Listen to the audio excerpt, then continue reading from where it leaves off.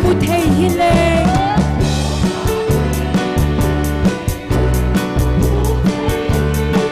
khat vei be nang namule leisi pa hoi zo si sange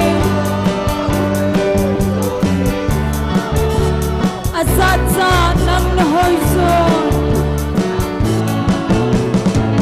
kipeng kate amen nang ma do cheng khom tingin amen kipeng kate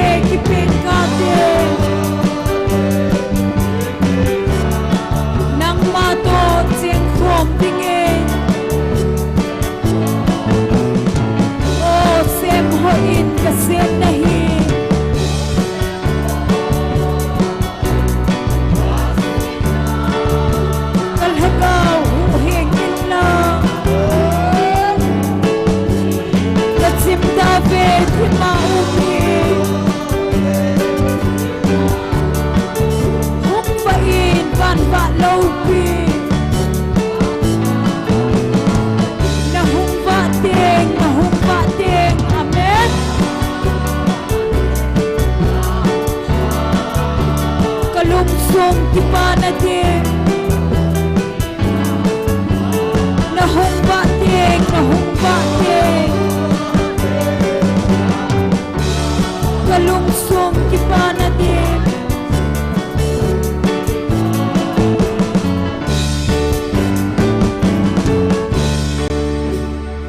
Hallelujah. Amen. Kum letha akim zinge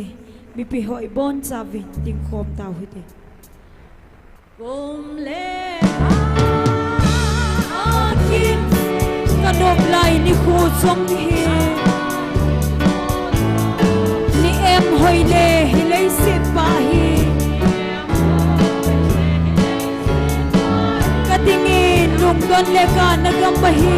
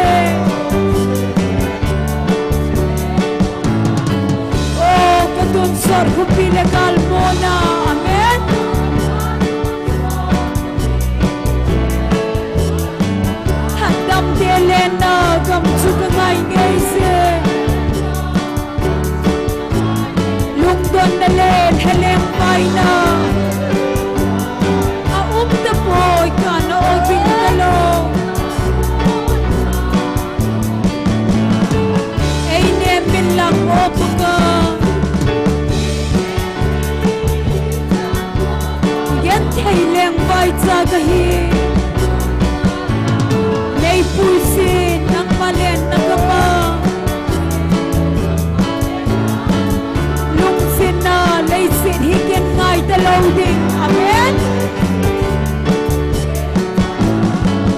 Oh, katun sor hupilagal mo na.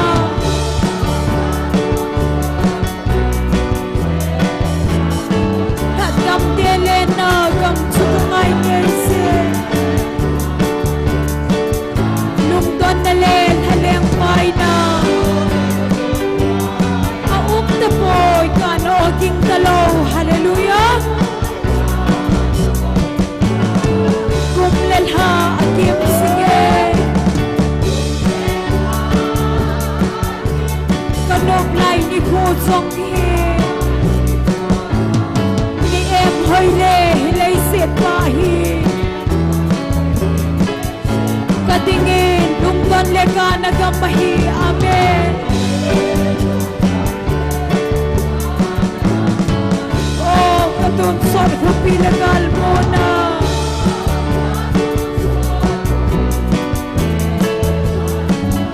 Hadam tele na gam sukangay ngeye Lungton na len haleng may na Aum da boy ka nooging talong Kanoglay ni ko akin Noy lay sipa hoy SONGPI Laynop na pun pangin sulkin siya Papangpa na tunsot kang tungay ngeye Oh, katunsor hupilagal mo na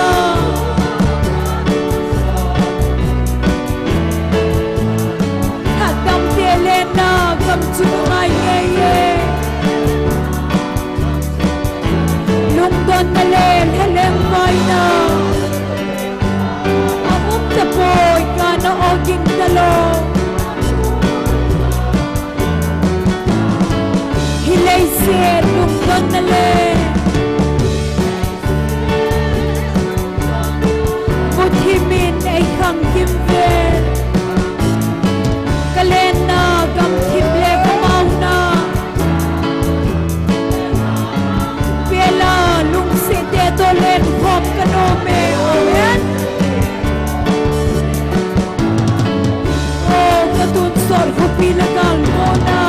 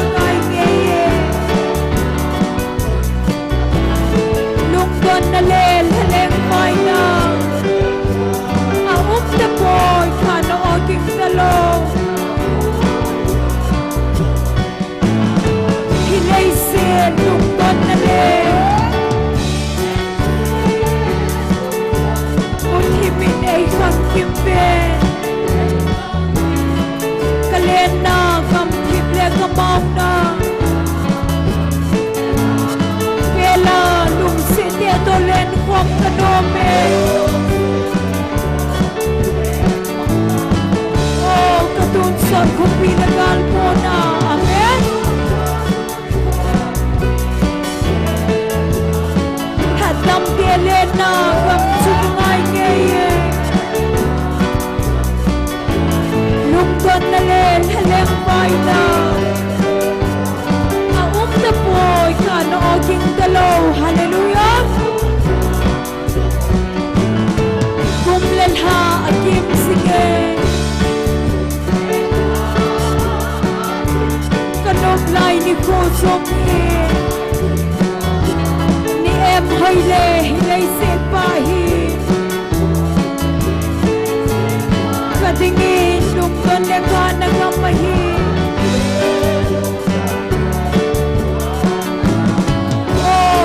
Sol ko pinakal mo na hallelujah Hatang pielen na kamsukangay ngaye Lungdon na len heleng pay na Aum na po ikanooging dalo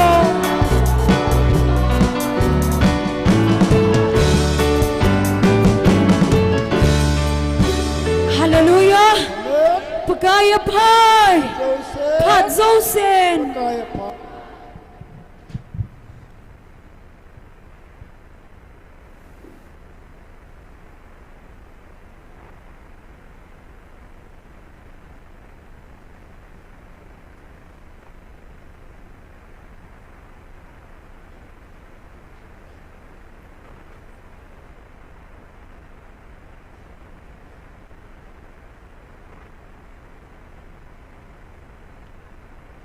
Masan online ahong penghozo sele. Amuna taona ahong kalsong nulepa ulanaw ti hozo se. Ibon savin ni kupa. Ni kupai musaw hatsung nung paten tangwa na ipive. Hallelujah. Amen. Kipaumen tu ni kozong patinin dam na ipivin amay champung bela hagaw may tia. Inam pumpi vadinga patin henga ingay chano thum thei dinga phat hoi phat phai mu sao ha chung nung patin avel velin thangwa nei pivin tu nai ki man cha na diu cham chang phong dong kating taw nai lam kai pi diu hi pastor thang neu hung hi dinga hin patin wa chaila sadinga hung ki go hi pu ngul khomang akhat nau hin ten chule ani na hinunga chong neu hung hi dinga hin athumna nu the them hung hiding hi nu the them hi pastor thang nevin phat hin la ting la man phan te ti pha pharan ko dingai ni koi diwa hi en pungul khumang le nunga chong neu gun sanam din jong kan het sa ne he bible chang khatlani in sim do nge jeremiah bung som thumlani chang som ni la sigi vetan keima pakai ta sa hingzo sidinga pathin chu ka hi ke dinga thilipi ha sa umam sam number zakat som ni lali changi na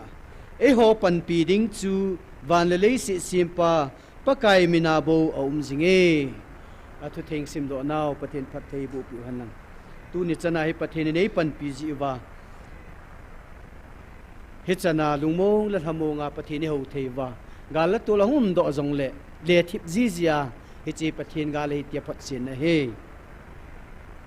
sule mi pite he dinga kan seinom chu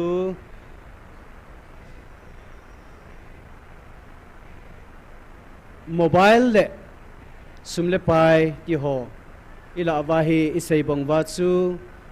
kham theina ne ho hin zum le za jong het thalo hin i ho la hi taw na mangda na hong kile mai la wa to jong om ji in na ko hi ko ham ti lam kai ho chile asar hon aki hepu in je chun ema thil ema bek ema inei ho hi ani ki chin tu mu te ti chu avel vela kan het so hin ten chile tu lai idin muno hi pathin ha chathum thina na tu ji hen mi zo se ki punan akilai na su ke jin ale hichika la hin masanga bonga chu khat khatin pathin ne ei vil na o ho hi status sa ki ko ya na hung chi jing lai jin abang khat hen pathin ei vil na hi ita san lo le pi pyam tia hi pathin kam sung so lagau thing thu pon hoi iga koi jiu la a he thiam lo iza nam khan alas ji in pathin la chathum ho thi ja hung ki koidan an anagel khazin na je chun ching theu hitin status azong imama iposting ule mi suna thading mi lai la na thadi i koi lo diu he aji chu sai chang jong ko alian jang be se le wa cha na theinu pui ki ti na ya chu status koi dan jong ching theu hitin pathenen ei pui naw iza kai he ilung thima ikichinuwa ang su ding til ho hi tauna pathin ibel diu hi ibol diu tu pi pe na hi en tuing ka news chi na hi le irenga mi gu ho a ken tang ho jong ein la do ta win na ta phowa jong nu me ho si sian la win pasal ho wang hi mi som la li hi an la do nai pu ve ti he ki za en hi chi ading jong avelin tauna ne hute pathenin i taunaw don lovina koipon ji chun ta san cha te ho tu ne na velin inam mi te ho in sung mi te ho hen tanga ho jong in lam chi damma hin zu theina ding win pathin hinga tauna na neute galmuna inam sipe ho jong inam gol hang ho jong pathenin hansan na ne piwa chi na thip na lung thim pathenin za kai het khan thim na le bowling to ding hoya kai ho het thim theina pathina pi na dimin pathin wan tila din pi jing na din taw na gel do te chul hetlai muna taw na gel do di wahin i taw zomjing diu chu evangelist te ni hin necrobat hin amo hi inam pompiul hagaw me hung kiti kong na ding le pathin e vil na diu muna songkul thuma pathinen ana ko hin hi chi songkul thumo ong kitun do jai hon tu nai thing khu khat khanai ga panwa me itiwa inam piu makhoding hi me ha tyai tiwa Belzebul na say banga chu thinga tamale en chu minwa a heti chu na hi chi en ang minwa ne en hung kitun do na ring chu songkul thum chu nga hi chu songkul keng thum chu na hi chi songkul keng thum ho pathin la cha ho ding hin taw na ha nei nei ki no hi ten chule to khom pi la cha ho jong ki ngai lu ta ki lung khat ta panala khom jing thene den taw te nampin pakai ko noi za na diu hi in a gel do ji taw jing naw thu pi pen in chong taw na nei ki no tin jing hi counseling ni zakhat le ni som thum le ni thum lin nei ta en i ho ni bol thi pe no hi i wi naw te ho hu hing na ki chi nei lo thi lung mon na nei lo ho hu hing na ki chen ta nei the na ding in counseling a ding in hin pui ki no te i zo chan ven i chi jong pathina la cha te ho man cha counseling ki tup ta chi la the na din taw na nei tin hi chenga di chun taw na nei tin taw chai na hi evangelist pa thien mangin in ni pi ki pa min te taw na nei taw hi te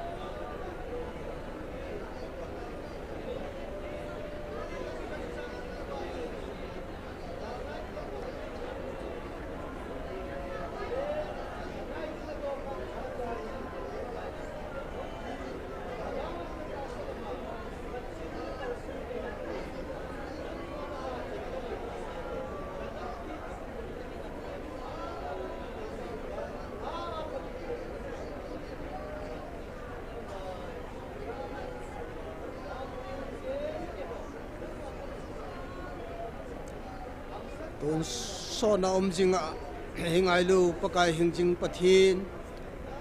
tuni chan gia ngai lu na evilwa kanamu pakai nang mamium pina pakai o panglowa ke hot I macha ka bol thei lo pakai nang malung sen na jala tuni chan gia nang ma ka ko thing theiwa le hinga taw khoma mi hitijan honang mani pui khom na alai je na kom ke pa thu ka sei ne he Babylon gama sadrak mesak ebet negote ho mili manga kun lo bongwa nang ma ang sunga kun thei che ding ka nam pum piu ne ka lungu ka hei thein din phathei bu vin ta ka taw he mel ma khuna kun ai hu do theu koi ma ka nei pu vi nang mau nang bu na he yi chun nang in ka hin naw ni pi jalwa nang ma pakai pathin thu sa hi ho hi pakai kata sanwa nang malu pinai pakai pathin kamu chen then divin kataw na haulung setai san pi diu ngai chan Nazareth Jisu mina kataw hi amen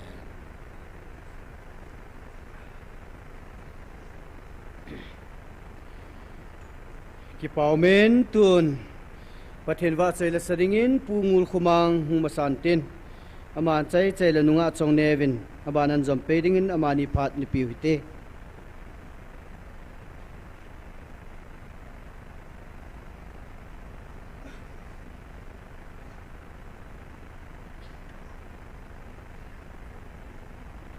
amasan punia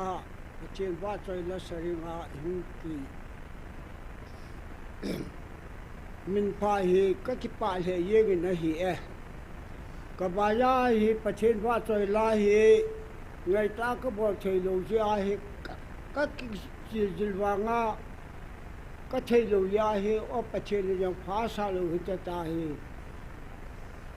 mong le wa ka u ma hi tai yong le pachen pha sa ya tu na hi ye en ka ki pa e aba na khat ka sei lum khat gal ki pe na chu dilima an ki u ma hi in dilima ki chai pha chun koa in bahara na ki ta nei le in bahara ki pha nen na kho ho bunga ho bung mem bol hin le ringin dia sala ki bolin khusung ayong na ko wa khat ni sim ti a ko ho sa ko ma sa ki o ma holim kene yahi tu ti ta bonga ki no jo chun ke chu hi chalai mu na che ka hi ye chun committee ho lo hung ke ho bien ama hi laya a che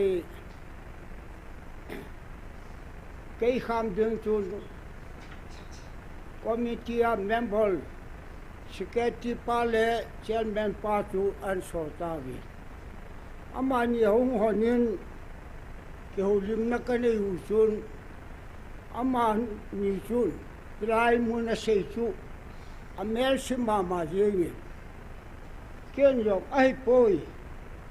nang ni no kan hita bonga na sei wa na ngai tu chu che hi mo mo le ke ipringa ka chi ra ke yo mi tem tha khat ka hin ya chu ka pen tha ya khulaya ka pache nahi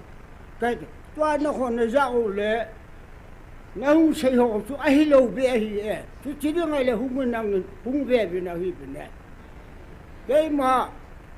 mi tem tha khat ka hi ja ho bunga ka ding hin ni ve bi nang i ham ti a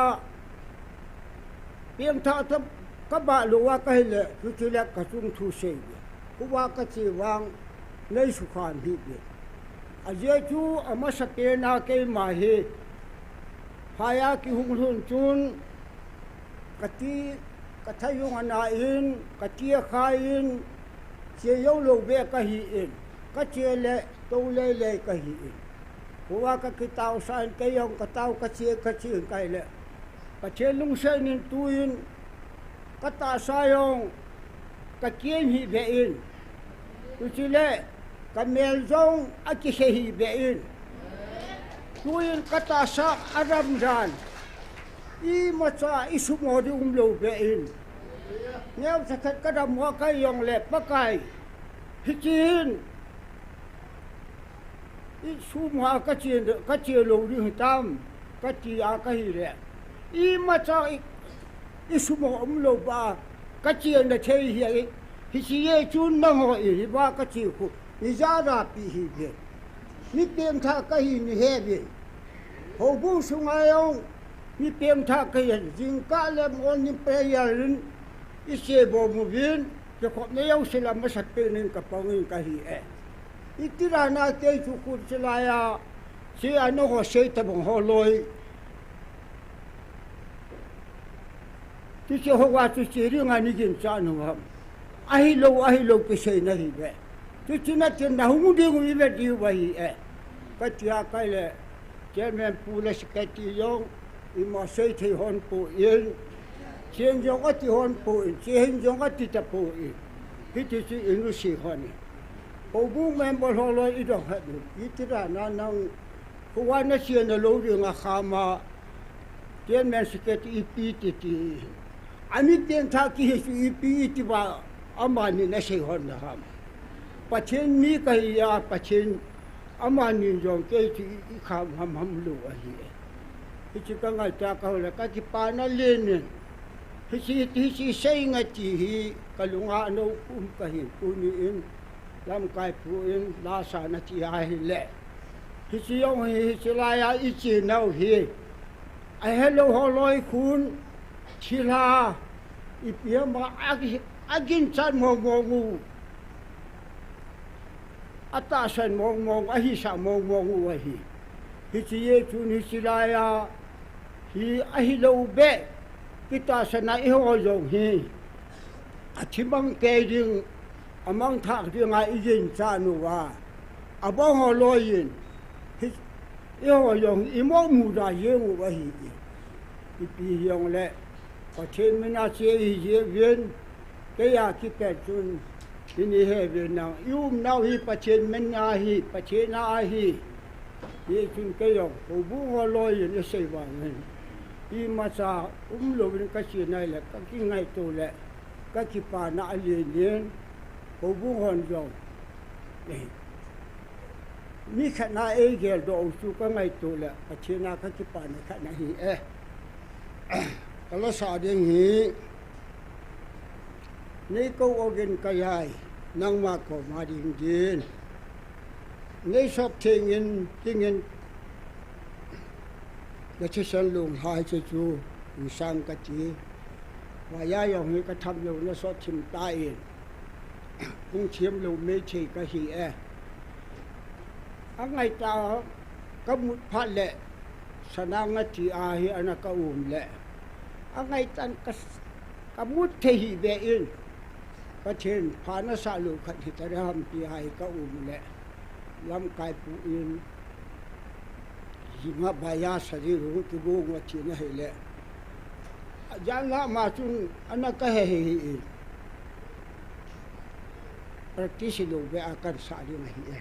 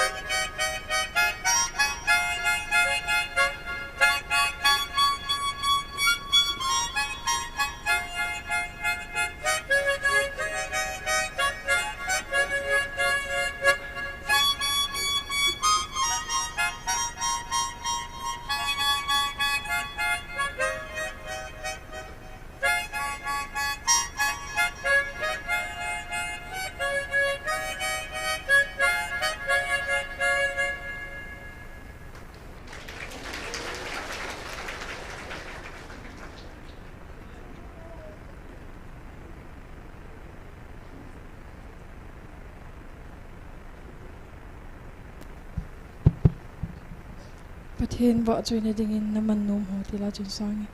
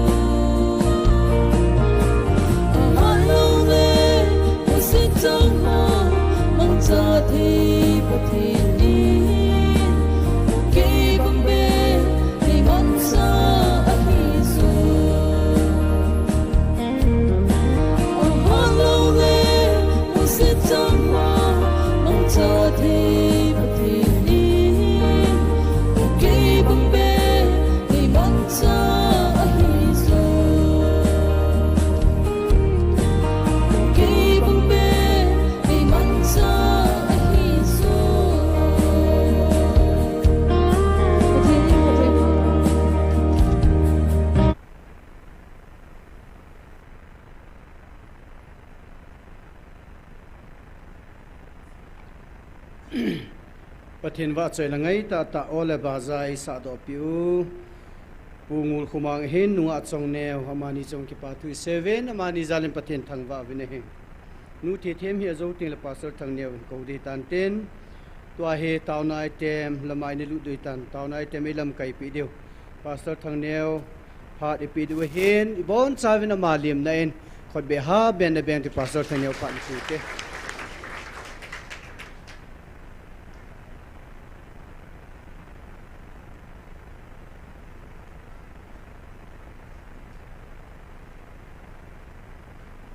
Enge damole ang hungding 26 coming hello akit pa 26 lehin Tuesday ni 26 akit hapta pa lehin ni sang khat il diu hen pathenin tunit sanin ni khat tauna program jang thil gun be hello hen tunia pathin program pathin pui hoi na mo mong it san now mi tam ta in zong adia hat sakhat leni kam sang ta zong amin zong ki he chu hen and like say pontin hat sakhat leni in zong kum thum mo mong ki vel haw han ti loi zong ma he kum thum sungin i ma ki say dan ki vel phot han ti loi zong mo he pathin zalen yung taw naw zong hin galum kal zong hin pakain tunia kum thum wing veng pathin hagawin galay sat pivin alhaving de upkumovin lungmong lamongin ang sunga amay sam amun tinga tao jing thein e koivin kum khat kum ni kum thum san ei pui lung pau e pau pathin masapen penin thangba nei piket ove ya gamalel him putsung nung pain pathina ko na hile sumang zo povinate mihima kun hilawang sun at samin hong mata di hatihin pathina kun mo mong hizi chun tunit san gain at siin tunit san gain aking adi puin atang di puin itaw som te vinay hitsi ade dia ata san so sila ata san sagi hitan ata san luho di nga zong kigel khamset kigel do na khamset hitan he kum thum hung wal nunga pathinin pathina kun hingjing pathina kun hi a phot sin na la a phot sin lin pin ta khat sung hita in kum thum sungina tang mong pui isinam tile gui tan lo hela e ngai lu pau pathin hinga tan ti nei lo hela i taw naw tu chungal ki vai taw du e ta puin pathin na tiu hi chi mai hi tun sona mit taloding mai hati hi tiai tau khom pa do simlo wa zong inam sungwa khang som sunga hi itu ichang ping ding hon zong thagau mei pathin sa te pathin vil sa te lamda na chi pi ham NIKHO sang taona mei ti te hi ve hallelujah hesu van mi ten zong leisin mi te in het na ding oi ta en ya chi hel hagau me akhanga iti jing deu choi ta en in sun vai ti jing ding o hong buk ti na in ti jing ding o tu na iti bangwa itu icha te honjong ichimit theilo hagau mei ilam dan naw izat sum naw pathin chum be e puinaw hichel hagau mei hi e hon igel do jing na ding wa tu khang ki huilo khang som sunga kiti jing ding mei hitai ti to chun ga phon do hintin tu hen tu ni itaw naw lam kai na ding ikitil khona ding wa ka dei sa chu itaw naw thupi dinga hi pathin thane na hi heche hi tauna bi ni bi thum ta bang na taw khomotin he sunga chu aphat hun to ki tu to a pathin thane na ho ji seiwa pathin thane na le pathin a thane dan le adia tu chunga pathin thane na e ho nam chung le tu chung gala pathin thane na akila na ho hong ki phun ho imi ta vai mu ho e ho nam chung wa itu kha thil ho wa ko na he je chu ina sei do diu hintin he su kevin pathin thane nai tai le pathin thane na ju te pi hi lo dan thil zo si simpa van le sil asunga zo si simpa ki ti chu ama ta banga thane lo he pathin thane na chu agom son bona ki sei zo lo ding in pathin thane na chung nong pathin a thane dan a thil bol theina chu amo kan sei thai le imana ge lo ya chi mana ge lo giltan ge la chun van sungam jo se simpa leisil asunga leisil li danang chu te zo hoi ta lo hin ai leisil asunga jo se simpa a si khuzat simpa leisina mihim hizat hin simpa chu tu ni a hi cha thanei na chu ate pi be hil thanei na ai ta ai le pathin a thanei dan ho tai le pathinin suang sumang thein pathinin hingjong hinghoi thei kirin pathinin su yong su leng hi sa thein leng yong sa tu muna kuna nol ha thei kirin a thanei dan pa chu pathin mihim khat jong sa bomin jong sim thein akang jong sim the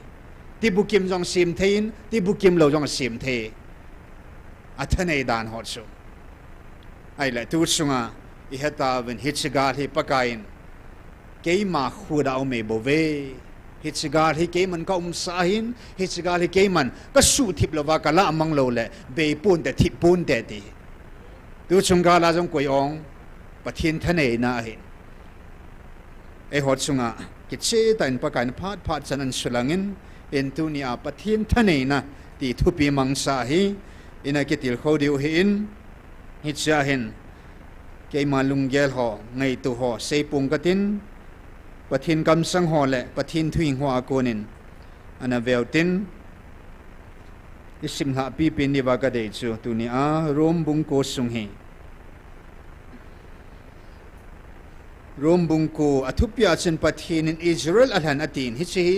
December 5 2024 pathin athuing in hope now mun zakat le mun som ko le mun git la khat su hin rom bung ko bona kan sim lo de he sang som la khat apanin som ni le ko chan kan sim de he le ngai lo hela nang ma chin lung lut ta in na ngai ven lang pathin thu en ananeo tin Dayes dinggo ngutin bilang kana za lang kana pot sa lo helen hoi lai ta chu poina ka nei thiam ka phat sum bi thei ham ti anangai ute rom bung ko chang som la khada pana som ni la ko chan atsa teni su masangin Rebecca seina he Rebecca cha teni atsa teni su masangin chile apa ase imatsa abol masangin to wanga hilova ako pa lunglam le pathinin alhandung zuya lunggot sa chu adet na dinga amanu za a upa zo chun anaw pa su na ato dinga hi tia ki seya anahi hisi thudola hin keiman Jacob kanga kanangai lun isaw wang kana hot ahi tina gisune atsuti la ipi sei ding oham pathina chon di lo na au me iti ding oham ahi poi aman mo siza keiman kalung sit pa chulung sit ing ting ka happy pa chubo ka happy ding ahi ati chuti ahi je chun hichi alunga tu pa wang song hilova adal pa wang zong hilova alung sit pa pathin wanga kun zo hibove pathin le khabuthun farauza nachunga ka thilbol theina ka vet sa theina ding le wanoi le sina kamin ki phunzel na ding monga nangma katun do nahi ati chuti chuahin pathinin a happy nom chan a happy ji a alunggot chan su alung asu ta zi hi hicha hin nang man keza achutile ibola e thi mo sa zi ham nei tinate aze su alunggot su koi ham akham theya a hi poi vom him pathin do na don but nang koi na him thil sem chun asim pa za ibola hitya nei sem ham tin tem belei sit hang khana bel khat lu ta adena khat lu lo wa den ding a bel le sit chunga chu bel deng pa chu a cham cham hilo ham ahin pathinin alung sat vet sa na le athil bol the het sa na ding lung ngai tua mang tha dinga gut sa lung sat na bel ho chunga alung adi sot le chule alopi na dinga masanga pa na agut sa ahile chule alung sit bel ho chunga chu alopi na ho ho het sa ding lung agut ahile ipi hintem aman lung sit bel tia ei ho zuda la akun jing se hilova chidang namdang te la akuna zong ei kovu ahi chutabang chun hosya le khabua kami te hi khalo ho chu keiman kami te kati ding ahi kadei lo nu chu kadei nu kati ding ahi nang ho keima mi te na hi pove tia azawa ki sei na lai ta chu amma ho pathin hing cha te ki te ding ahi ve tia ki sei bang chu ahi Israel te thudol Isaiah in a samlen Israel sa te tui khanglin kamanel di zadin tam song leo amo them sa bo amo them bo so cha ding ahi azi ham itile pakai chun athu asu chama azu ale se chunga hi achai ding ahi he je thudol hi Isaiah in masang na se zanel pakai jin chikhai ding ei na khan lo hi le Sodom dung isun diu ahin Gomara to iba dingo ahi pathinan athane na avai hom na akhanga khang masa tu khang son sona denga jong athane avai hom na sula na ana to thil bol sim ha ho pakain inampi diule adia tunya taw khom zo seding in pathin phat thebo pi taw han lang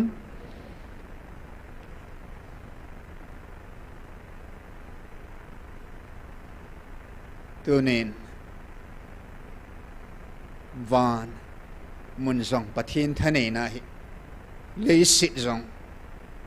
pathin vai hom na ma ai kin akhanga akhut ki tu tang lo pathinin anup chu alhana anup chu paya anup chu su manga anup chu atuna pakai thu sa thil zo se hi mi hi ma dinga hi thei lo ho chu pakai dinga ana hi thei su ke hi tunin pakain vanui le sit gam bung hitilaya hi gam hitilaya hi tu sunga pathinin email mate ho to te dingin pakain gam lin zo am ho hop thuma tam zo ai wangwin e ho gam zo hi hop thuma lin zo gam lin ta pakai nei pevin hitsigam hi na puna pate wa ko na natsanu na nein pong san na gelta veti so ahi poi na puna pateo khalani zala ka na pi hina ai wanga keiman sim tila ko na ka chate nang hodinga hitsigam tum gam thing dinga keiman nei ho na dinga wa ka na pi sau gam heti tunit san gen pathin zal ni sigam hi lo ta ven khut pe te jong ai hon ikilam da om po ne thing na khat sunga yong thana nei pu ve tia tu chung thu po na pa kain ho so an ho pi sai tan a khut ya la tu nya van jong le jong a bon chaki amma a hin he pu piersen pa kai kat sunga phat na ho hi ai ngai lu naw I pi pe ding am ka tia le van le yong ama sim sai amma nga ne hin pi ding om poi ama ma cha ma iti ki pi dam na ama hi sai beding big a beding zum thei ta lo hi ya paka in du sung pathin hau ta pong se na zuhing wahing chule tui thing na hing dil le hui thing ke man ka pi naw mun thing mun nom ta ke man kan na pi na hi ve ti ve hallelujah ta sa Israel te gam sang ang nom zo thing zong ye le cho tuina pathin hagau Israel te gam nom ta ai pi pau hen tunia pakain hichi gam nga adinga chu pathinin acha te hi ai pi o hi in hichi gam chunga chun ho so ho mo pu na pi hin tunia igamo hi tu chung pathin hagau thu ponin hop thum so hop khanin a mel mate ka pi ai tai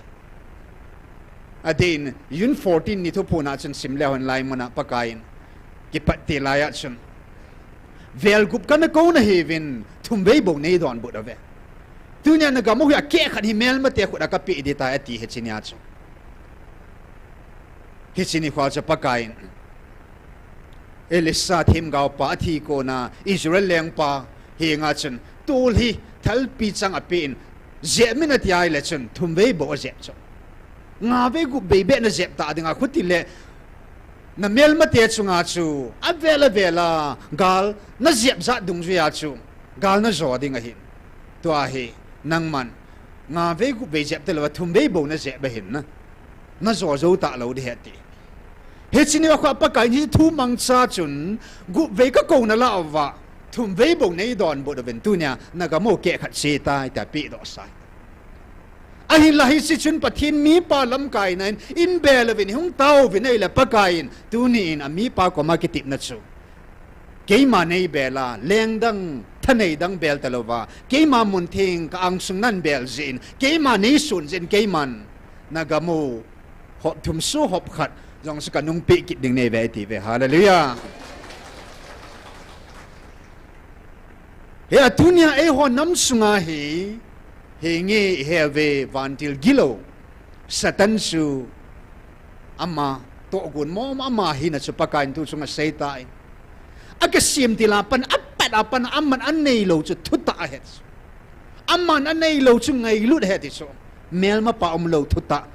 aku tela ma chu zo pa hin mel ma pa lo chu ngai lut het aku tela ma tul that pa ta zo pa tul that pa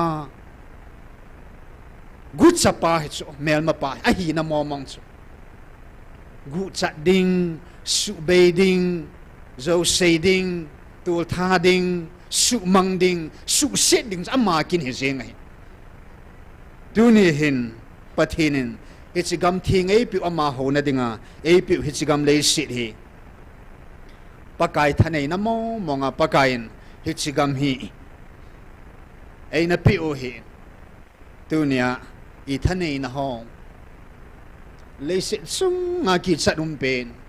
mihim khana dinga pathin sa khat dinga ki sadum pen so pathinin mo puna ei pi pa hi man sa khil ding pathina kun thanei na nei pa hi man sa khil ding ti sadum pe nei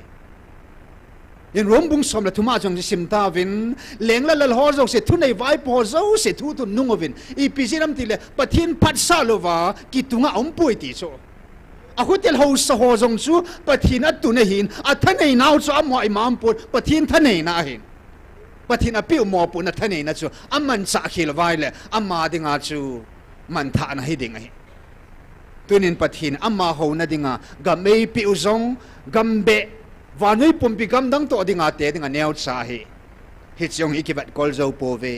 tuna pathinin nagamo ka vantil ko khom sa nagamo hi vantil thing op khoma ki man ka chen pi thena dinga nang wa ko na kange chu igamo bit na ding le igamo hi ven bit na oma igamo hi adet na dinga hi igamo hi mel ma te khuda chi lo na dinga chu e hon jong veng zo po te pathi e ho akuna ange chu nagamo su thingo ben ti chu ipisinam til e honi ki ven zo po vin pakai van til ten e ven pi diu he van til ho le pakai chala gau thing chu abu to khom thei pon he kham thei len na jula sa chile ka ni gam ki su bo na la van til thing ho cheng thei pon he hilai mun hong ti ngai zong le ne le sa thing lo ne ho mai le chen so do vin a thing pui ti jeng ngai ke kum na hi mun thing a pa na hong ke je chun hilai mun a ho hi so do vin mun thing a pa na hong ka he ti jeng hi ho tha cha ho jang so do jeng hi ya pa ka yin hi chi pathinin gam thing hi dinga van noi gam zo si hi tela hi pathinin avan til ob khum ding gam thing hi dinga pa ka nei pi je wa chu gam hi su thing te te bin ei ti hui cho gam dang to bang loading ipijenam van til ten a chen pi van mi te pathin sa te hi ta je wa hallelujah a thing lo tom khom thei lo cho chon si tom khom thei lo hi nghe thal le him aman sa na ding zom nan ho song pan na ding nan ti a hin la tu ni a zo sei lo be ho sa ho ja ga mo him mangai ipizina ammo po na zo po vin gam sbota vin agam national khut pe ti khu agam jang ke vet kol zo po vin ei le mel ma te khu na hop thum so hop khan na chi ta ne chi koi si ham pathin thane na ho so chunga mo po na api gam amma ho na ding gam su amma ho na nei tel gam su bo ta jiwa mel ma te khu na pakai na pi do inung lokit theina ding wa tu nia pakain ho so thu pe chu gam su thingovin khawvin kamai cham su thingovin nang ho ki su thingovin ti chu thu pe hen tu ni kho hin e hon ikisat sang wa ha joding pakai van til ten e gamo elai thu pun bul ti la chan se me yun ha gar ki patila na se na gamo hi ha sigi zen pathinin anadal ai tai galum masanga panachana non head up povedis pathin hagaw thing o khuma hin na subo ta jevin la sagi je ni pathin hagawin bantil na dal ha oi tai di so o khum thei da pove hi a chi gal hin na hin nei o he ti so hi a satan mun yot khaw so dunia hagaw bu in avop khado min mu thei changa sunga hagaw bu doi kaw thila sanga luna hungki phung khado min hagaw bu hom mun pi ho chun sum ngai lu nan ne ya thi na hin khon man talova akisu buaile hilai muna chu diabol mun or khai hol hat sa hia sum hat sa to ko mai le ama chu pathin hat cha thing hi thei talo indirectly a chu sum pathin hagaw mang mat sanga sum zo ngai lu ja cha ma chu sum hat cha satan hat cha Peter banga ju satan ati ni khu chu hi tai het thei changa lagaw buina vop khado min het thei lova leisit thil ngai chatna leisit sumla pai pathin angan sina to lo ja satan mu or kha asunga satan pan sa lagaw mang hitalova sumzo ki khol ho hi cho da mang chu lagaw bu vop ma ma satan man sa ma le hi ki dei ta aman la ki het lo na a het lo kala satan lep la satan man sa jong anom ki thagaw bu vop hi chini umai het thei chang avop pa hui le het su kevin a ke man ki no do ta het thei lo wa avop ho chu le sit ngai chat na sumin avop ho hui ta tha cha kha dinga hi chi banga i ga mo jong hi satan mun e pe ve i pijenam gam na su bo ta ya satan jo bu na mun om hi cho na thi na la thingum ding abu nei ja cho abu chun na pi cho abu na cha abu pa thanom a thingum na cha thing pa no me gami su bo ta jewa agilo pan muna ne ya igamo isanam ga chi mangai ta ne ya igamo inung lo ki thena ding le igamo pakan avian bit ki thena ding wa cho pakai nei hwa ko na adei chu ho so ko na nagamo ka su dat pia nagamo ke man ka vian bit kina kanam dat na ka su dat thena ding a hi ke ma de ka van til ru khum thena ding in a phat som pen ding non na veng zo po ve na ki bas kol zo po ve ki na ven pi vin ka te na van til ho khum sang ka tin thagau thing van til thingon an sol pi vin ka tin front line agam gi chana na mel ma te ho to na chen khom na wa ke man ka van til ho nga mun sa pi in ka tin ke man na gamo hi na ven pi na ve nya ti cho hi chi ding a ho so kun ang nge chu til dang ai po na gam su thing nang ma gi su thing na gam su thing ti chu hen tu ni hin vanui gam hitilaya pakain au a vil te lagau thing vil te ya chu gam song a thin ning pathina dei ma ma hin ya tu nia hi I gam pum piu achunga thanei pa pathin hi hop thum su hop ke khat mel mate me lei te khut a chi tan hi to ai nei sino chu I bol tu mai le midang khut hang chi thei ki nei na lai yan tu chung thopo na anu nga ang san sei ta namdang khat katil do ai le tunia amo sanga hat jo namjo katil do mo na ke lo ham ti so van til kilo ho hen tang pa chun alunga hi moi le van til kilo ta a hen tom ji ai bi do so a hen tom pa chun an la do thian kel mo pathin toy van til kilo a hen tom so a hen tom chu hin la za han til ama thu hi kit so an la do ngi nge li tin pan zo dham dunia hit sigam hi pathinin ei ho khuna apia amma dei si bol na ding wa pathi ei ngau hi chu a dei si bol lo vai le chun midang khuna an pi be thei kin ala he in thil dang om poi kinil angai poi kina angai poi ki do ngai poi dunia gambit na dinga galvan hoi pen mel ma pana zo loading gambit na dinga igamo atun sona khang som sunga mel man ai ma lo thei lo na dinga abit thei na dinga I chen de thei na dingo chu igamo su thing chu he khucha ga hon ni huma anga si ba gambit dingai pon heวันที่คนไอ้สูทิ้งปีดไอ้งาปีดิวฮิตชิดิงาปัทหินินไอ้หัวอีกำหัวอิสุบูปาวสุอิสุทิ้งโอเลชนฮิตชิอีกำหัวอีกิหวยบิดนาดิงปีนไอ้หัวบอลดิงปีนาปัทหินไอ้ปิวเอ็นทุนีอินเฮาสหัวดิงตาวเต็นปากายลุงทิมวังโอซาซาปัทหินงันสีนาวมอปุนาฮีอาสุบลินาดิงเฮาสหัวดิงตาวปิวตินสิเลปากายอวันติลฮอกำทิ้งฮิดิงากำติบฮิดิงาวันนี้กำฮิติลายปัทหินอวันติลเอาบุคุมกำฮิดิงางามุนอัสสะนามุนกำทิ้งฮิดิงาไอ้ปิวกำฮิปากายอวันติลมุนตินาอัศเตียเจนเจ้าสิปุยปากขังวานปีสากำฮอฮีอวันติลเต็นไอ้อุบคุมปีวาไอ้เจนปีเทนดิงอเวนฮิเตนดิงสนาตาวตินจอร์จำเขาสับปูป้าเขาปูอินอุปเขาปูอินมาอินตาวจอในเปียวโนตาวเต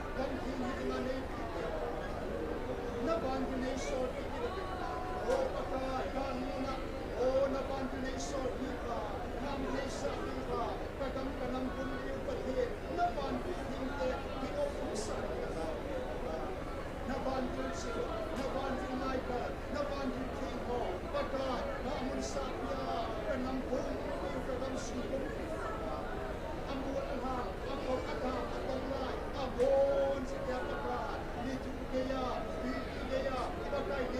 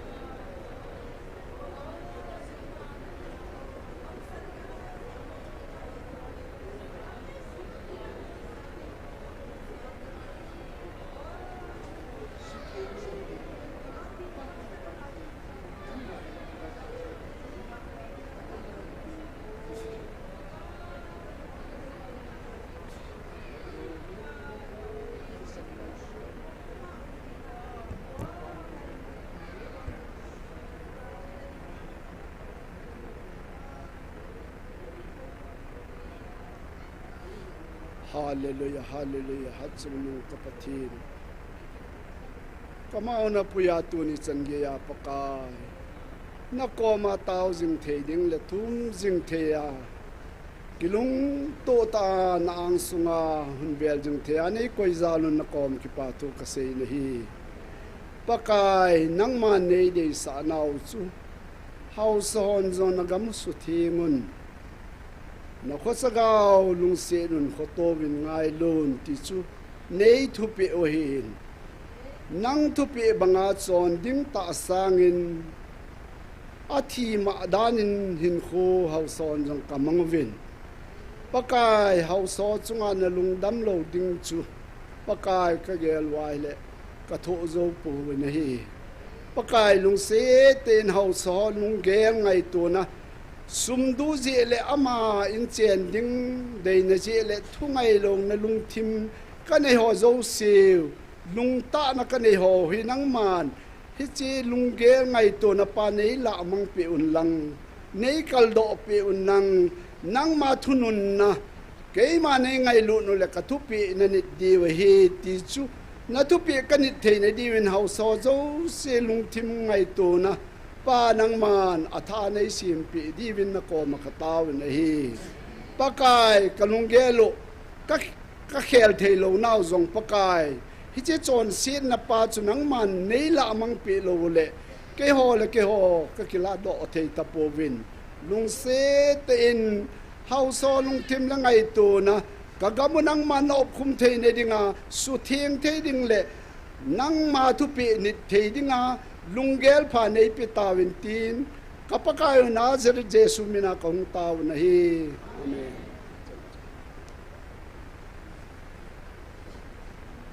Taona khat namang som ki do tin siêu ting le la sading nu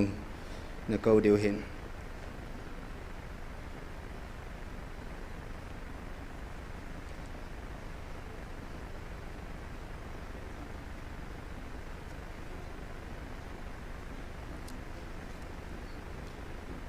Zon bung som le ko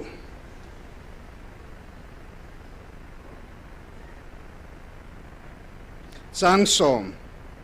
he je chun pile din aza nei ho lo ding ham nang mal ha do na ding zong chile thing pe la khat be na ding zong thu ka nei hi na het lo ham ati je suna don budin sunga kuna ki pilo hilachun nang man ka chunga thu nei na him na nei lo ding a hi he je chun na khu na ei pi do pa chon si na chung nu nge ti asim pa thu tan dinga ki gong pa chu athanei na chu kuina pe ham ti sa ki gel do lo hin he as asim pa de na dinga chu hi chini khwa chu governor avai hom na chu jesu chunga thu tan na dinga panga hi ya pakain au sit na chu hin au sal na chu hin tu ni a ho son pathin ei pi uthanei na chu amma de ya amma lung leina apipa amma deina man sa te ngai ti chu tunia avela sei do no mo hin tu hin taw na bi ni na lu do tin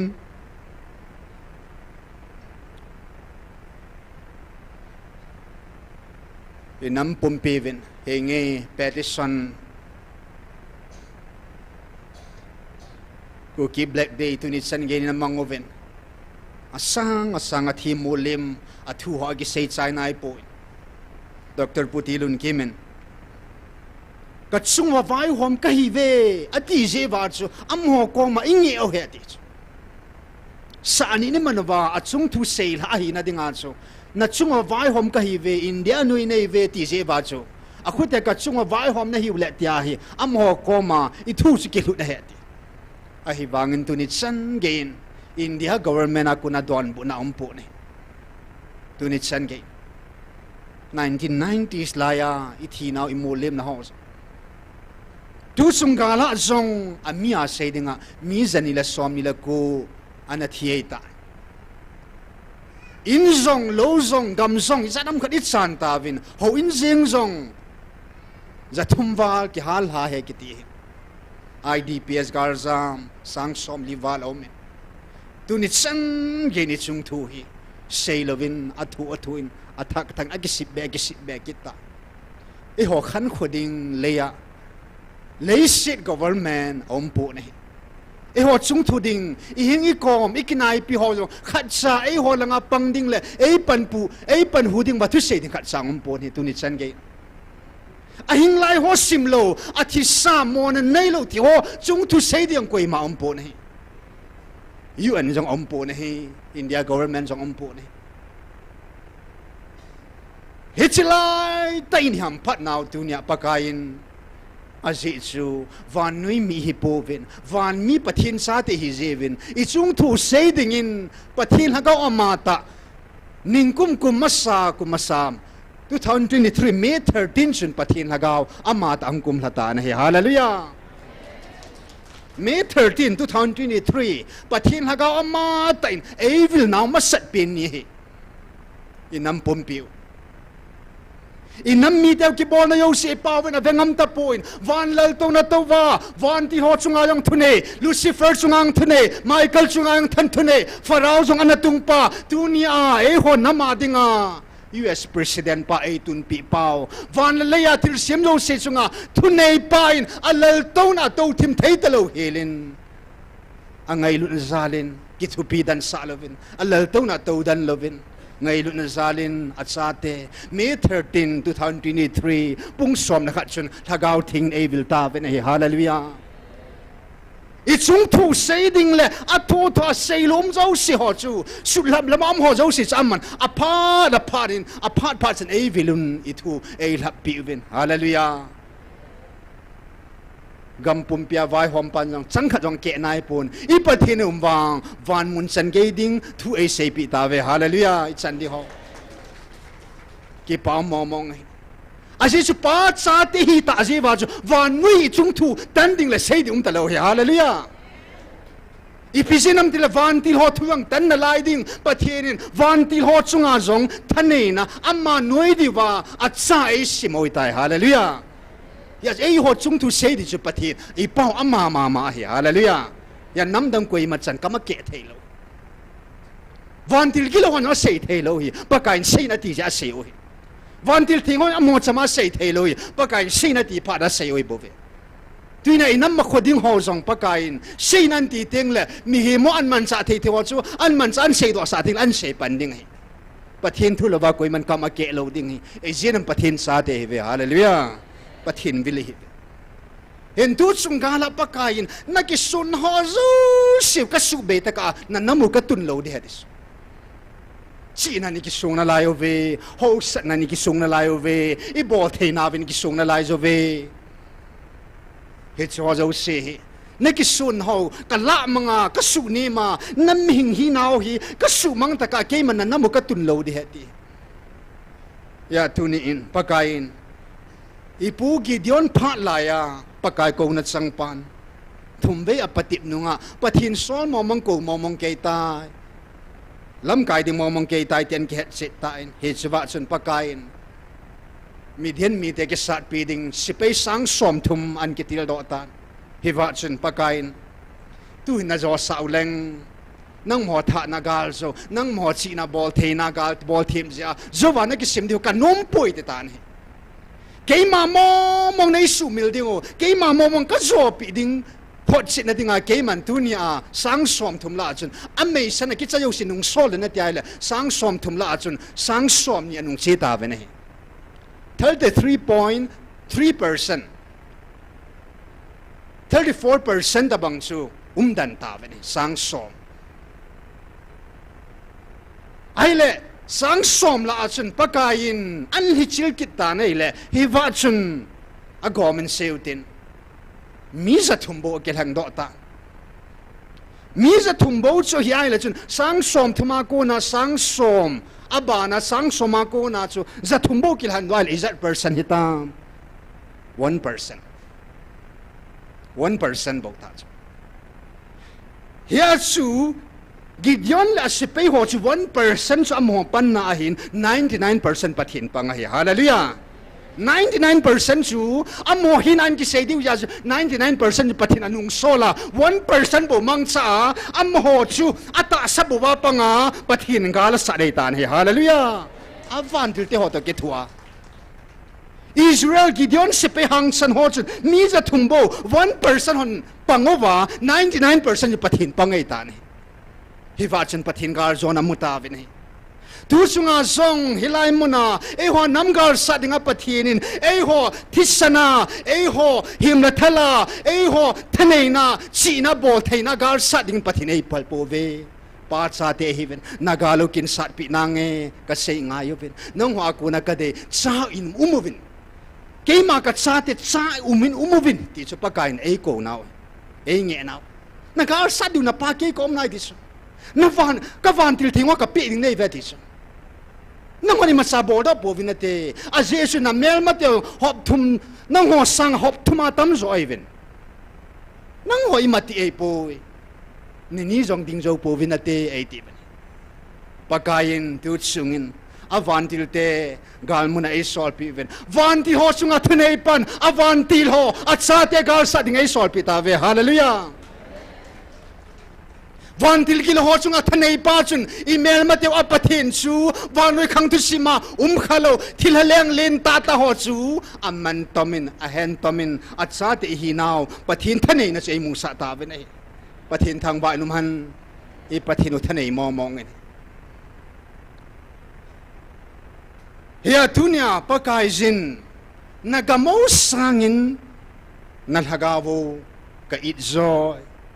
sila nata sao sangin zong nalhagawo ka itzo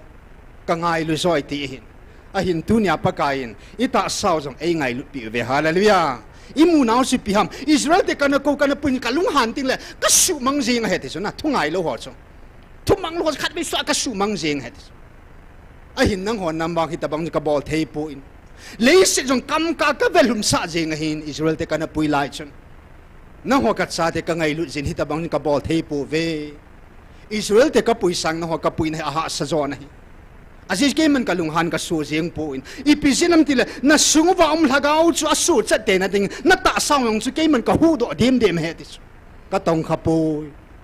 tu ni in na kin ata san ho ki ngai so vin atin tu po na seita ata san ho ki ngai lo ata san ho ki ngai so vin kalhat sa ho ata san ho ki ngai so vin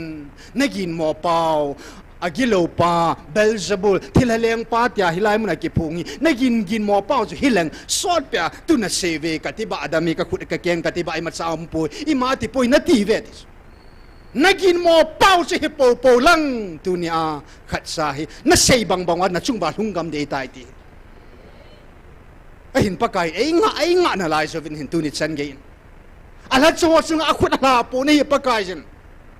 ala cho chung alung hang jing po na hi pakain tu ni chan nga vin ai nga na lai thu ala jing po ni pakain aji chu ilhaga bu hi akidal ham lo hu hingi chan te ne ita sao ji avian bit pi ven hi hallelujah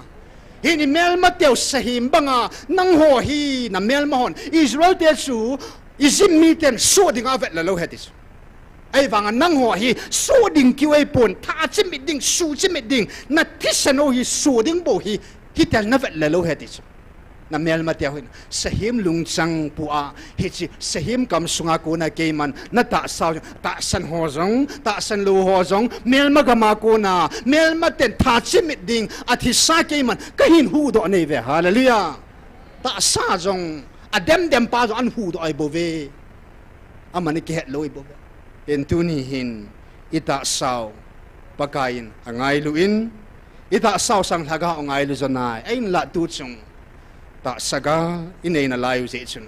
thagau ka jong sa jing hi je ben ta saga la tu ni a pakai jin mel mate ho ta chi sa pathin gal muna van tilei sol pi wa inam sipe ho aman sa wa khut lai ho na za a mel mo ho khut na boy lai ta ni ki cho hing bang wa tu to inam sungova front line a ding ho khule khu ki nai cha gam ki china cheng ho inam mi te ho atang dan ho chan gya tu ni a amo ho jong pakain alhagaw ngai lu na sala ata saw an hu bit kida he nge heve gal pi lin mail he galin even tu hin gal ni na ke pantani hi sigal sunga jong pathini ita sau e hu bit pi wa hi chi ta sa hu do na dinga nammi te numei chapang koi zo se hu hing na dinga ta sa ki ven bit na dinga nam sipe ahin na thisan phal ngama pang ho am ho dinga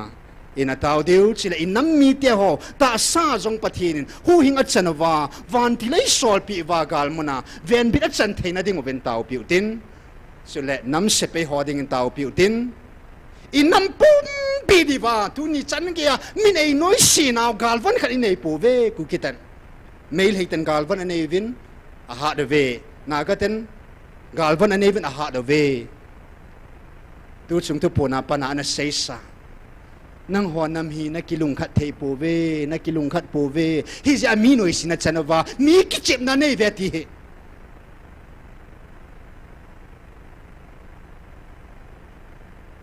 sum scroll nei zong le in pi za thu pi nei zong le hon ikilung khat lo vai le to sang ai thi mer sin lai ding oi tu sung ga atia gali zon na ding hui din khat a ding kilung khat ding hi sei tho kilung khat nai lo ata kilung khat na pa ku nei ngai je pathin pan pi thei ding kilung khat na ku nei ngai je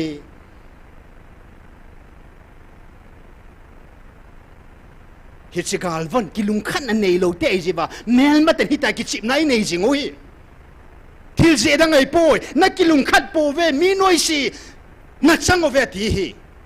ipi jenam na kilung khat po vin na ki thakhat po vin na ki khan khano vin hi ja hi mi dang zat dang nam dang hon na noi si ba hi tia hi ki chip na ding bo ba na vet la lo he ti ei hon mu ni wat jiu chela ke pathin khat ka hi bang na ho khat hi vin te ho khat ki nom lo ai chiba satan hum ki se bluta satan mu ni wa taw chila ki bung khan na division vision ni lungge ni nei je wa chu lungge khat pa satan hum lut he cho lungge khat i nei ngai inam pum piu tunia gali zona ding le mel mat ni noi silo na deu galwan thupi pen chu din khana din khom theina ki pum khat na ki lung khat na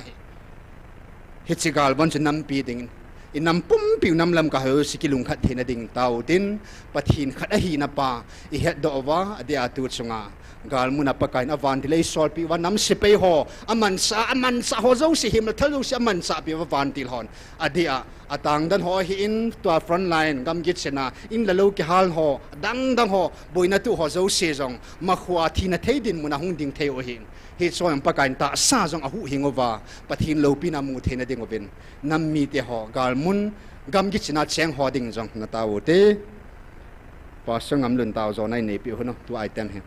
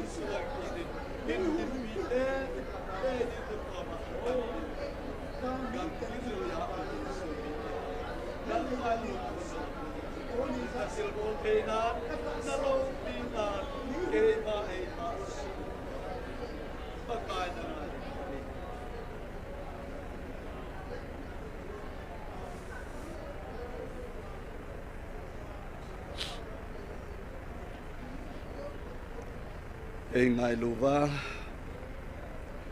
tunit sana asate phathei na tam tai pui hoi jingo Emmanuel kapathin namin lopi kahin thangwa kho ma dai na phat na kidang nei chanu vin he pa tunin zong kalung he su na ho ka ki pa na ho na ko ma lut thei na lain ka mu vin kalung he su na ho zong nang ma kom ka hin lut ka ki pa ve pa itabang thil pha nei bol pi ho pi pa ka asan ji heta ve le ve i chan gen ka hin ho num ta dingam i zong le ha pa lung se ta na ko ma ka hung tau kho mu front line na ding so pi ho a hin gam gi zu ya umin su mi te ho se to lung don mang ba nan alun len lo na divin nang mal hagau thing na tha thil bol theina nawan til hin nga tup sa ding ka hin tau pi zawit ai tu ni chana tau khom jinga nei koi naw ki pa thu hin sein kamalamin khodiwa khal le khat ka ki tau kop jing naw hi keima ho ki tau kop wang ima hi pun tin na phat the na tam ta jan nang ma nei wang bu jata bin tin pakai je su min kaung tau kho mot ai nu the them na ko te item khat chi la pai diu he athum na din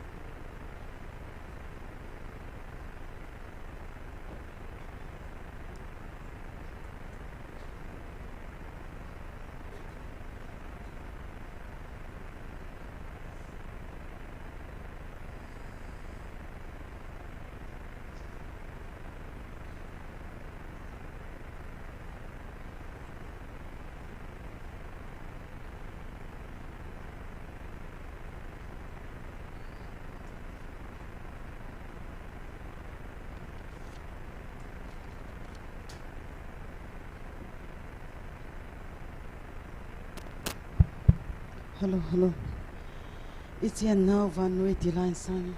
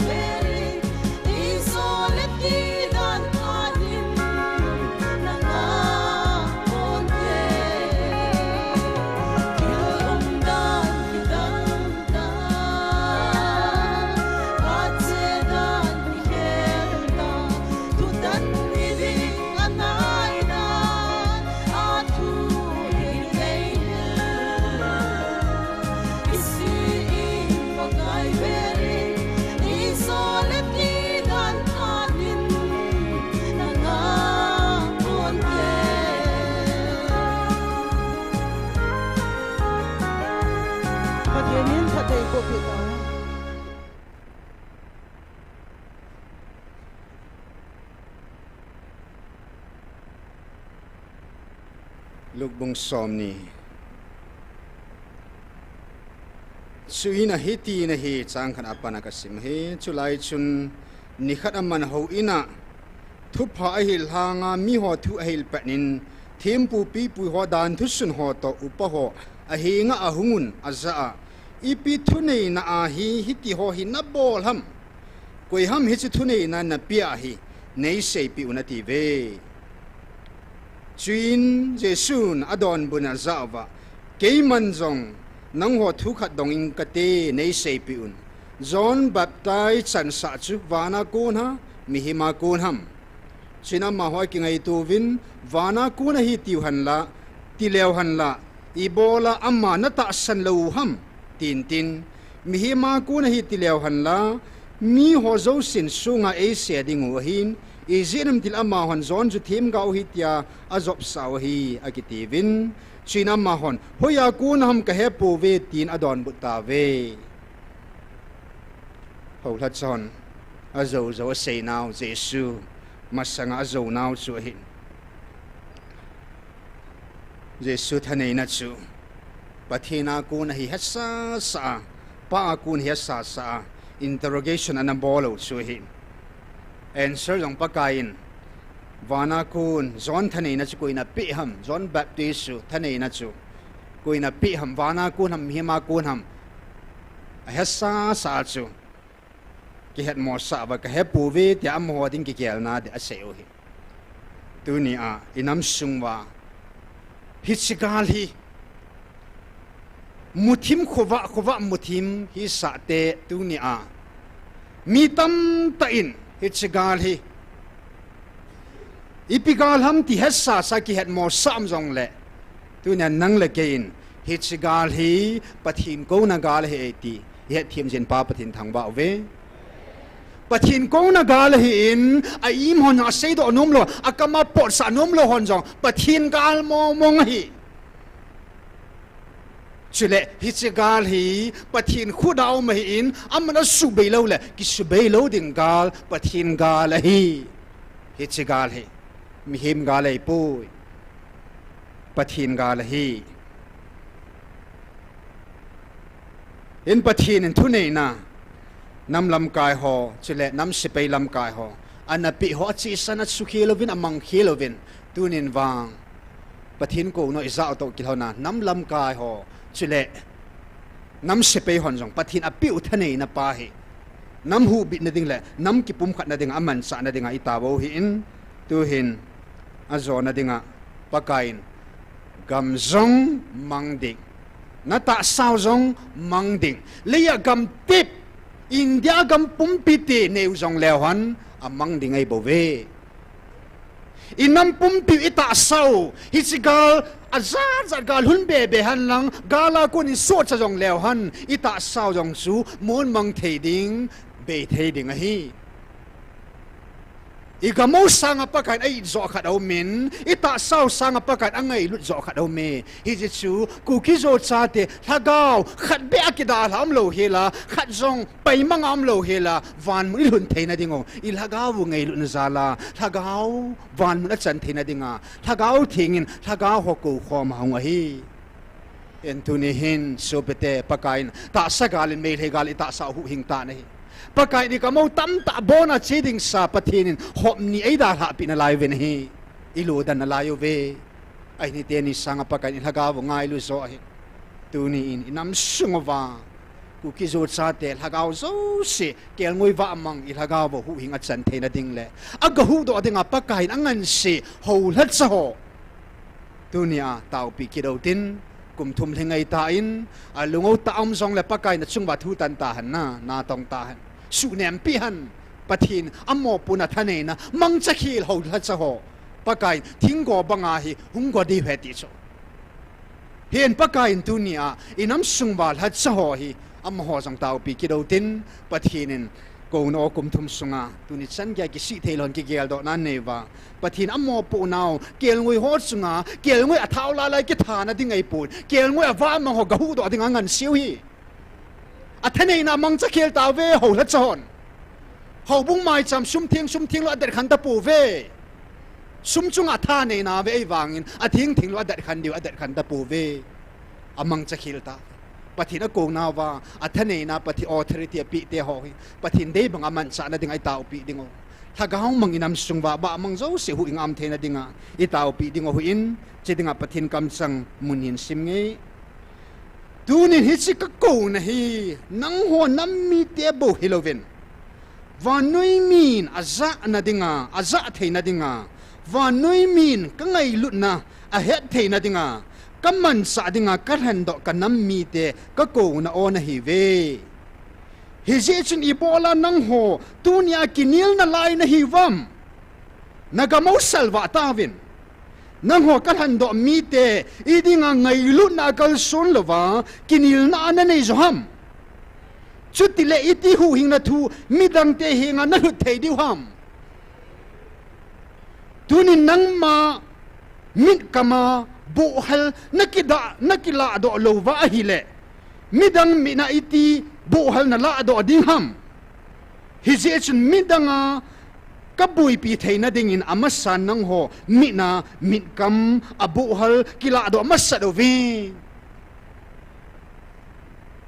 en tu ni inam sungwa hagao buin a hen tang chon sit thanga o na lai ho hi cho mit bu ila do pe i hu do pi wa pathin zal e ho nam sunga pathin hagao mangkel mu a khop tup ting le chang ta no ho nam sunga kal han do ting le nam dang tia kal han pan di hati hallelujah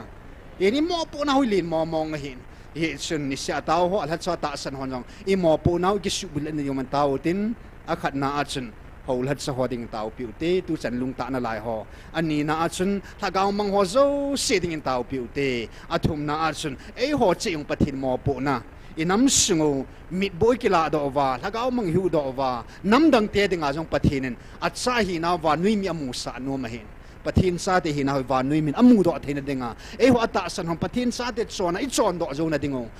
pathin e piu mo pu ne su bul zo na dingo thagao mang khat be I hu do zo thei chi na dingin e ma ding ang ke tau tin tunya ding tau zo na ke man nei tangi tau te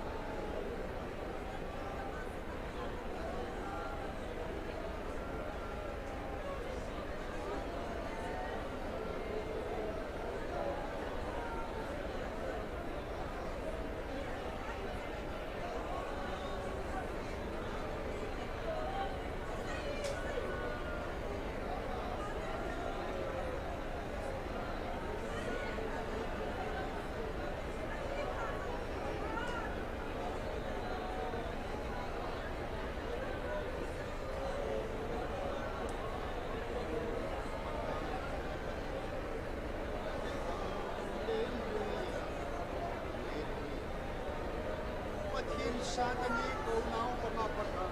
nako na okasawa nako na hipathe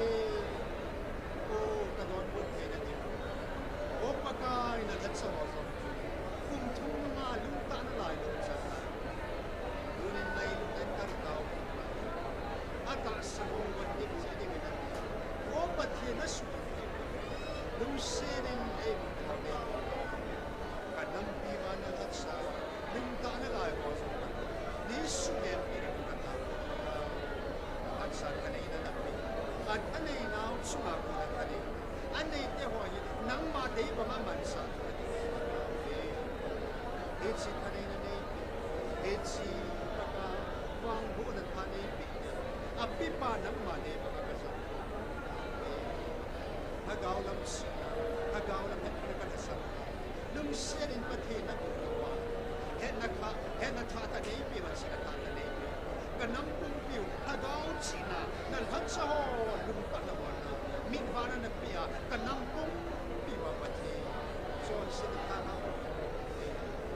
hagao mi hagao so na lai nei la do pi nei nei so ting na ti sa nei ngan sinam akidaram lum ka chan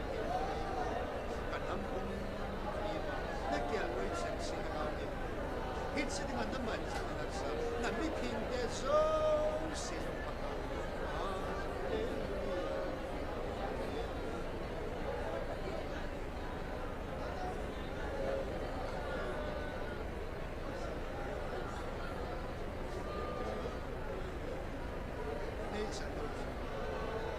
Christus ay namasati. Pagka nangyay, o di man sila, masulit. Hagaw mong kate mante, hagaw mong kate mo. Tuta kayo na suwan daw suwan. Nei pan bibit, nei kito. Nula ka na suwan sa kabarsan.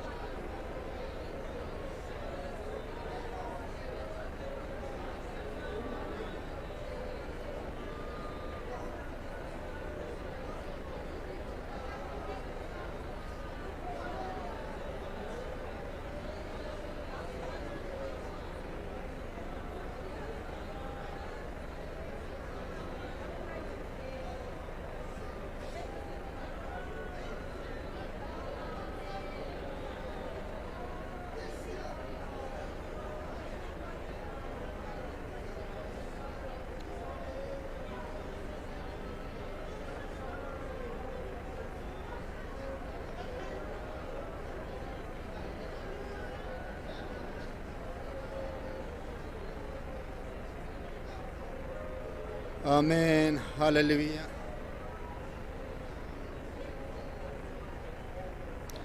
Hagaw gal zona ding, hagaw mang mat na ding.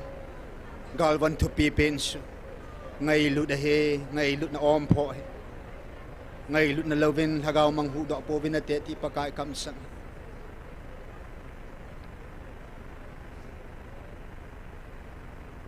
Hepa nang maho na ding gam thing nei pe.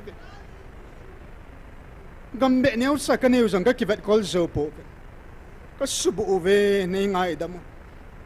Kum thum su thengon nei ti na lai vin nang ka subu na lai vin nang ma zo ko oi mo na lai zo vin. O mel magama ko na gal masa. Tisana lun kang sa ding ta sang ay sumang dingo. Mel maho ako ni nei hu do ve. Hitsong ka gel pata po ve paka at hisa ka hibo ve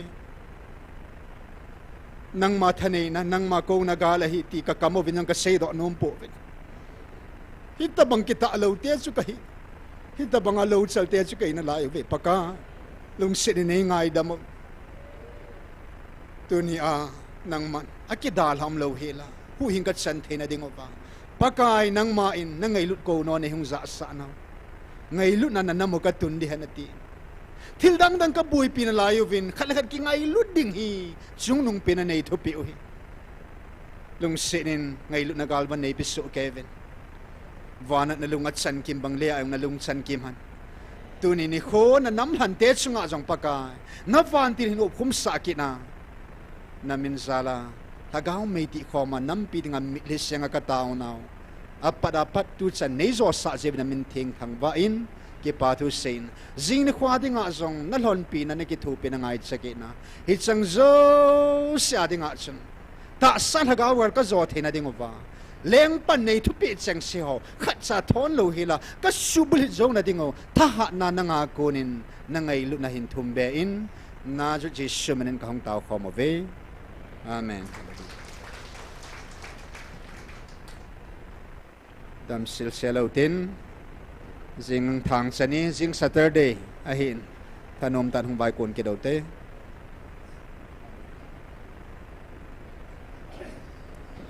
NIKHO counseling class